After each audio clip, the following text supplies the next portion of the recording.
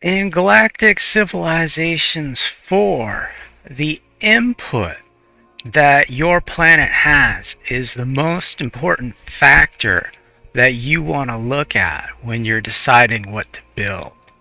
And the way this works for output is everything that works as an input is just at your base. And then every building you add on top of that turns into a percentage. So in this case, I'm getting 400% from agricultural districts and 20% from my irrigation network. And that's on top of whatever the base is. So that's the important fundamental that's different. And if you get a planet that doesn't have something, even if it's got super bonuses, never build that because it won't grow. 0 times any percentage is still just 0. When you're selecting a governor, you want to pick a loyal one. Particularly for governors, for every loyalty point they have above 50, you get that percentage of approval. And for every point they have below 50, you lose that percentage of approval. So loyalty is key for choosing your governors. When you pick a planet to put your governor on, you're probably going to have a bunch of colonies already. What I like to do is label them exactly what they are. So all of the ones that have colony above them have a manufacturing of 0. If the manufacturing is 0, you can never build anything on that planet. So it never makes sense to put a governor there, and I put colony right at the front so I don't forget. Next, I have to decide, what do I want? Well, I've already got plenty of food, but my budget is pretty low. So when I label the planets, I put the most dominant feature first. In this case, these are all food planets, got plenty of that. I'm already first in technology. Wealth is what I really need. So I go down and see what's the biggest wealth. I've got a wealth 4. It's also got technology rating of 3. And I put M3 at the end. So manufacturing isn't a big deal, but like you can build your buildings faster with that. So you want to get your upgrades up and running as soon as possible. I'm going to go ahead and go with this W4 planet so that I can get things moving in the economic sector. And it has technology and influence as well. Considering the limited number of spaces, I can really only afford to put one type of building here. And it makes sense to use the most powerful resource. Now right here, I've got a lot of food coming in here right now. But none of it is manufactured on this planet. And it's all from the colonies. So this is an important tip for the intermediates.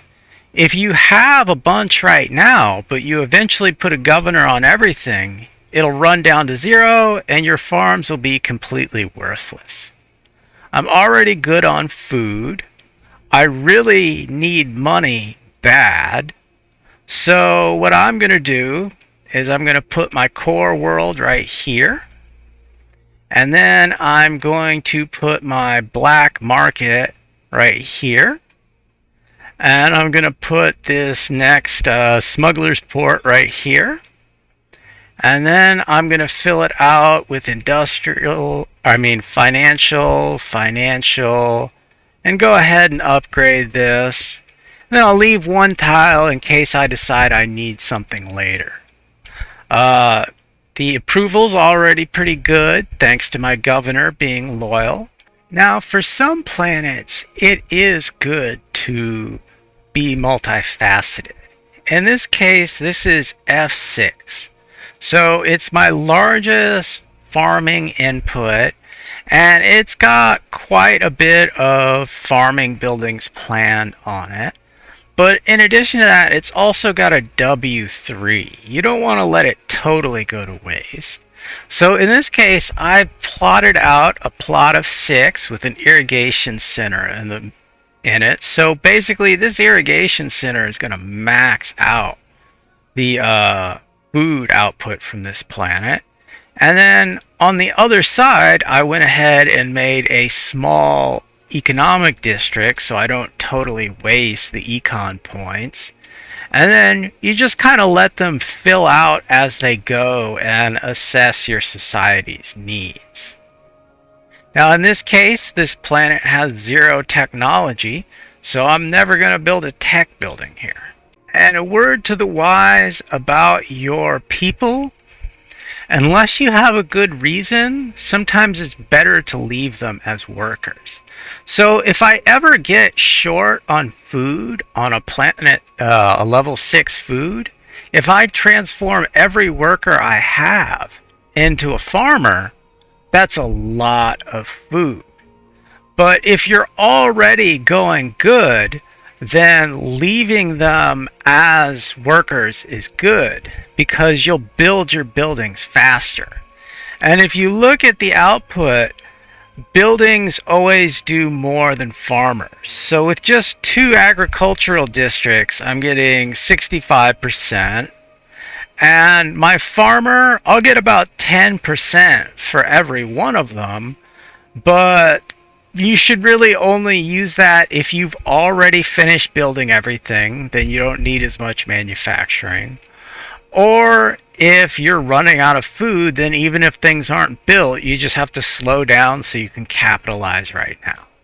There's a different specialty for every type of planet, but they never do as much as a building of that type does. So build first unless you're short on that resource. Another thing you might want to consider is population. So in this case, I might just want to build a whole population sector right here so that I can build up. And then if I need to turn them into farmers, I can. Or better yet, I might just want to build a few of them up here, build a second farming district so it really goes well. Thing you also got to consider about population is right now they're getting a little bit of unhappiness because they're at max capacity. So I'm going to have to keep remembering to build some sort of ship, which looks like I screwed up on and forgot that they needed that.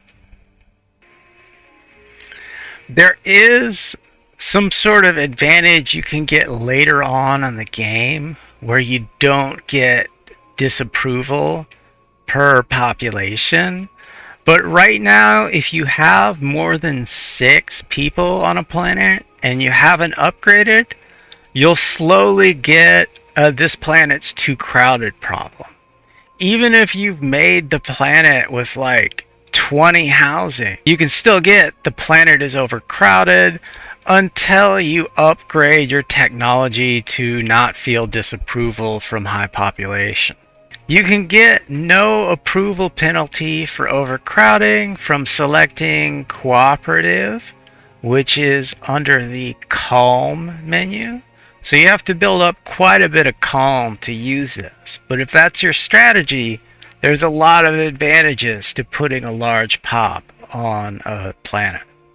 They don't appear to have a technology equivalent to cooperative. So if you don't invest in the calm ideology, you need to ship people off after you reach a population of 6, no matter how much housing you build. They should probably update that for future games. With the different types of planets there are, some of them come with unique features. Like this has an orb of Dragonol, which gives +5 manufacturing to any tile around it. So in the case of this planet specifically, well, I normally put the M at the end because it's the last thing I think of, but there are some advantages to having a manufacturing planet. For example, If you're trying to build capital ships, they basically take forever. So having a handful of planets that just pump out ships really fast can be handy. This is also an F6 planet, so I kind of want to use food as much as possible. I was thinking irrigation center here, and then we get 4 tiles. But if I put it here, I can still get 3, which is a lot of food. And I can really ramp up the type of shipyard that could build a whole capital ship in like 10 turns. So every now and then you might want to have a manufacturing planet too. I say just wait until you find one of these. And if you don't find one, there are other options too. I said that your farming output is going to be based on a percentage of your input. But there are actually a handful of buildings out there that can increase your base level. This planet right here gives you +2 food. So this is actually an F6 planet, not an F4, once the infinite garden is built. Typically, if a building's powerful enough to do that, it's usually 1 per player, not 1 per planet. But you can use that to really ramp up a super farming planet, which is what I'm doing now. Or if you happen to be playing on a very small map and you got the shaft and you have a planet that has like a whole bunch of these but doesn't have any farming, well, you get at least 2 base level if you build the infinite garden there. So there are a few options, but for the most part, input is king, and you want to base your strategies off the input for that planet. And don't forget to check and make sure it's from your actual planet, not just from the colonies that you might put governors on later. Before I go, I want to give a shout out to teamseas.org. They're basically an organization that's trying to get all the pollution out of the sea, and everyone on YouTube is trying to get sponsors or headed over to their website. That's teamseas.org. Thank you for watching another episode of SS Street Fighter. Leave a like, leave a comment, and click subscribe to join the Street Fighter army. I'd also like to send a thank you to my Patreon supporters, Charles and Nancy.